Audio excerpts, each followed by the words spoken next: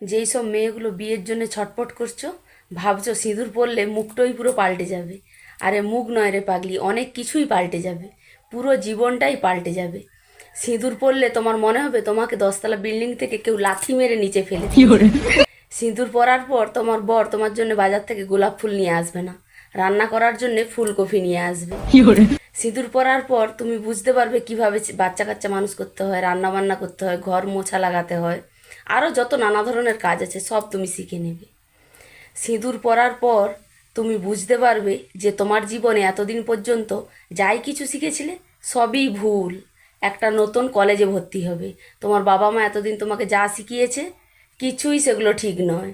তারপরে সব থেকে বড় ব্যাপার হলো, সিঁদুর পরার পর তুমি কখন যে মিস থেকে বৌদি হয়ে যাবে তুমি টের পাবে না।